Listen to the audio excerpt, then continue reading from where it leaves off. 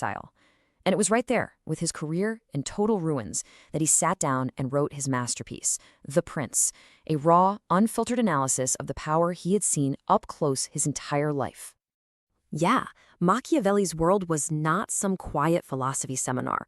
Renaissance Italy was a total mess, a chaotic landscape of warring city-states, betrayals, and just constant violence. So his advice? It wasn't some abstract theory. It was a practical survival guide for any ruler trying to hold their state together when, everyone else was trying to tear it apart.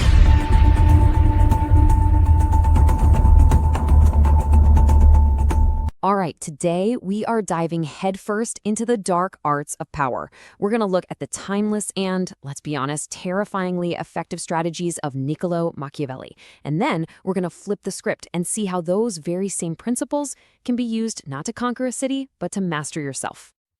Chilling, right? I mean, that single line has haunted leaders for 500 years. But what did Machiavelli really mean by that? Was he just a fan of being evil? Or was he pointing to a fundamental, really uncomfortable truth about what it actually takes to win in a dangerous world? Well, the answer is way more complex and a lot more relevant to our lives today than you might think.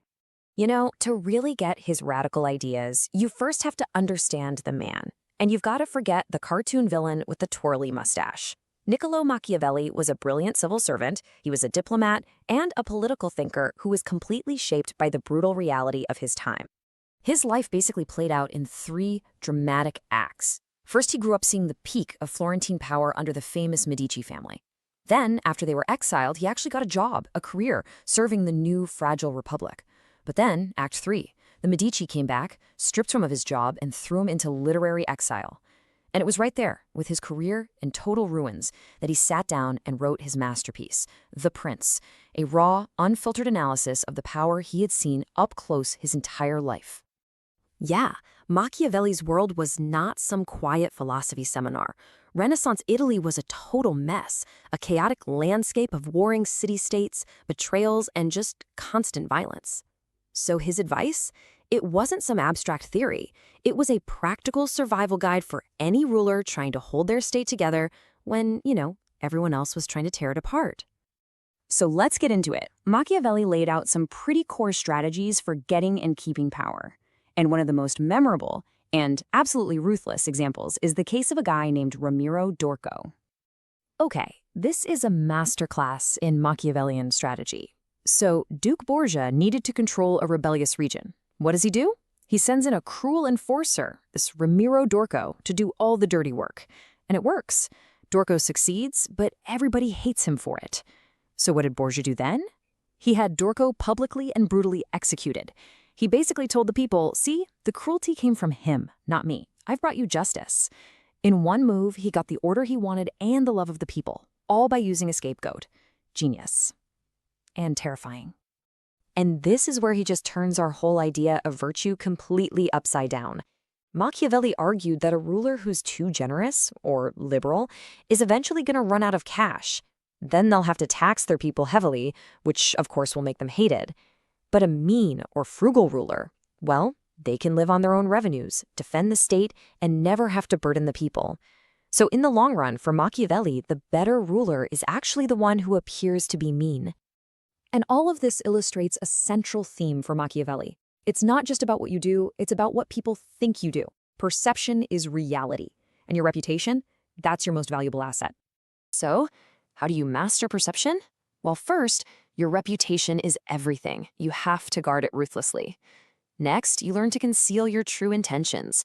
The great showman P.T. Barnum was a master of this, creating these huge spectacles that completely distracted everyone from his real business. Then there's this one, always say less than necessary.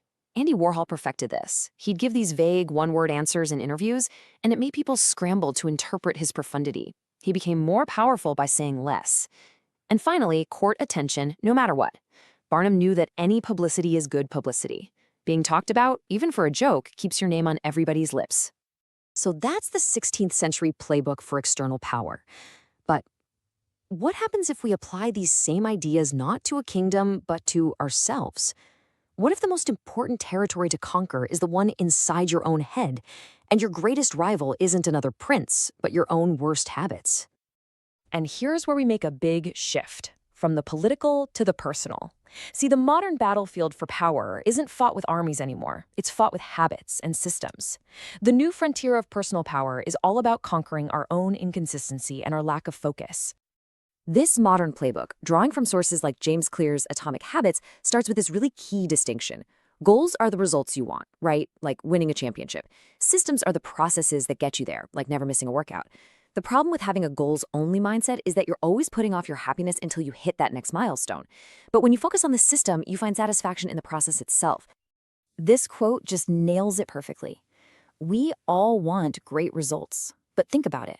Winners and losers often have the exact same goals. The real difference is the system. A reliable system is what carries you through, even when your motivation is gone. You don't rise to your ambitions. You fall back on the level of your training and your preparation. So, the big question is, how do we build a system that actually works? Okay, here are 3 powerful, super actionable strategies you can use to build your own personal kingdom of effective habits. This story is brilliant. A photography professor splits his class into 2 groups. The quantity group would be graded just on the number of photos they took. The quality group only had to produce one single perfect photo. So what happened? At the end of the term, all the best photos came from the quantity group. Why? Because they were constantly practicing, experimenting, learning from their mistakes over and over. They didn't get paralyzed trying to be perfect. They just got better through sheer repetition. Next up is a wonderfully simple but powerful technique called habit stacking. Your brain is already wired with dozens of habits you do every single day without even thinking about them, like brushing your teeth or making your morning coffee.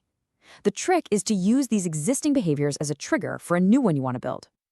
And the formula is just that simple. For example, after I pour my morning coffee, I will meditate for 1 minute. Or maybe, after I take off my work shoes, I will immediately change into my workout clothes. You're just linking the new behavior you want to an automatic one you already have, which makes it way more likely to stick. And finally, we have the 2-minute rule. The real secret to building a habit isn't to start with some huge, heroic effort. No, it's to make it so easy to start that you can't possibly say no. So read before bed each night becomes read 1 page. Run 3 miles becomes put on my running shoes. You see, you're not trying to achieve the whole goal at first. You're just mastering the art of showing up. And that is the real first step to everything. So there you have it. Machiavelli gave us a playbook for conquering the external world of politics and rivals. Modern insights give us a playbook for mastering our internal world of habits and impulses. But both require strategy, they both require discipline, and they both require a pretty unsentimental view of reality. The only question left is, which kingdom is more important for you to conquer today?